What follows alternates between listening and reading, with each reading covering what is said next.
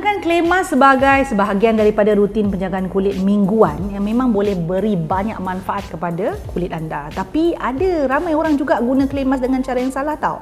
So hari ni kita nak bincangkan kesilapan biasa apabila menggunakan clay mask. Jom.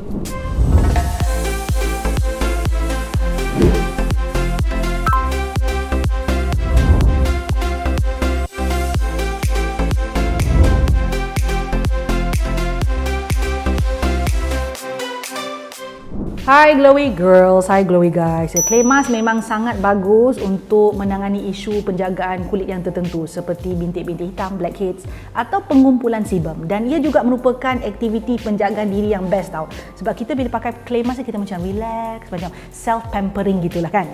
Walaupun begitu ya, banyak kesilapan yang biasanya boleh menghalang anda daripada mendapat manfaat clay mask yang sepenuhnya sekiranya dilakukan. So kita nak bincang. Kesalahan pertama, sapu clay mask pada muka yang tidak dibersihkan, muka yang kotor lah. So anda kena ingat ya, sentiasa guna clay mask pada kulit yang bersih dan kering. Ini tujuan dia supaya bahan-bahan aktif dalam clay mask itu boleh menebusi kulit dan lebih menjadikan dia berkesan lah. Saya pasti anda tak mahu bahan-bahan dalam clay mask itu ya berkumpul bersama dengan kekotoran dan bakteria yang ada pada kulit kita. Jadi sapukan lapisan yang banyak tapi ratakanlah clay mask tu dengan jari anda supaya dia rata, tapi mesti atas kulit yang bersih. Kesalahan kedua, guna terlalu banyak produk. Seperti banyak produk penjagaan kulit yang lain ya, bila kita bercakap pasal clay mask dia mesti less is more. So biasanya kita memang buat satu lapisan yang nipis dan sekata sahaja untuk dapatkan kulit yang bersih ya, ataupun dapatkan kesan clay mask yang baik. Lapisan tebal ni dia tak akan buatkan dia jadi lebih baik, dia tak akan buatkan clay mask jadi lebih berkesan. So kena ingat tu ya, tak ada lah kita kata pakai tebal-tebal, melainkan anda buat video TikTok tu saya faham lah, dia sapu tebal-tebal tu dia buatlah macam efek-efek buat heart sikit ke ngada kan macam tu kan. Tapi it doesn't make it any more effective. So the right way to use it is lapisan yang nipis dan sekata pada keseluruhan kawasan muka. Kalau boleh jangan lupakan leher.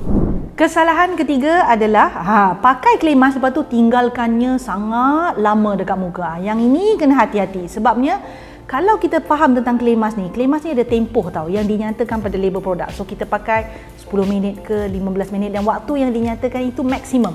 So anda tak perlu tunggu clay mask tu jadi kering sekering-keringnya atau boleh mengelupas begitu, atau bila kita pegang dia memang muka tu rasa tegang sangat. Kita tak perlu tunggu sampai tahap macam tu. Malah kalau kita pakai lebih daripada waktu yang disarankan, dia boleh menyebabkan kulit berlaku kerengsaan, iritasi. Sebab sifat clay mask ni, it suck out all the oil dia tarik keluar minyak, kekotoran dari kulit kita. So keadaan itu kalau dibiar lama nanti dia akan take too much oil yang mana melebihi daripada sepatutnya yang dia tanggalkan.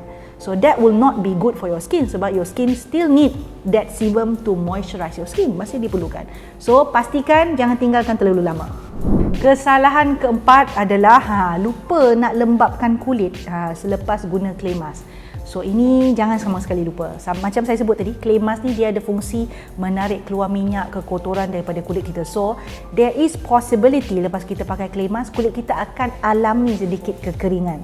And at the same time, selepas kita pakai clay mask tu, kulit kita tu sangat bersih tau. So it is a good practice untuk pakai pelembap selepas kita pakai clay mask.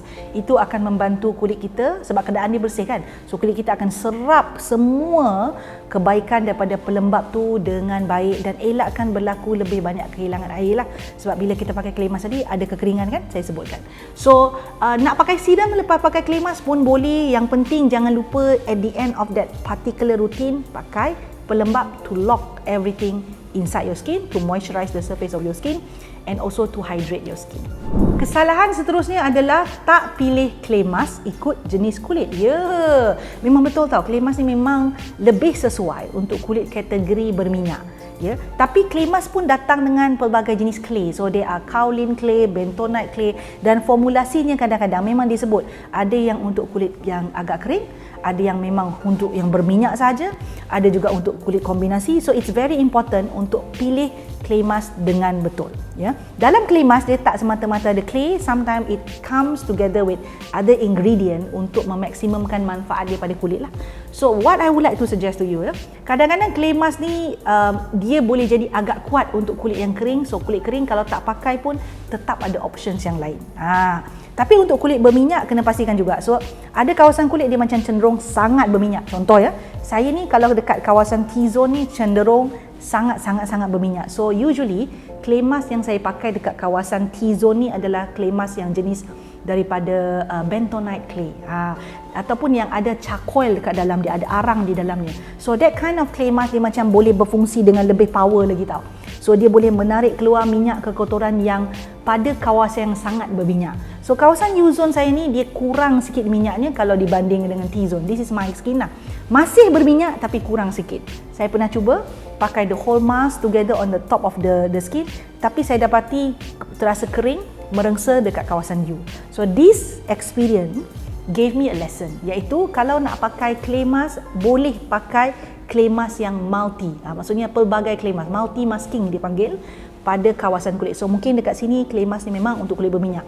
Dekat sini clay mask yang ada bahan-bahan yang melembabkan juga. So very different kind of clay mask patut disesuaikan dengan kawasan kulit yang berbeza.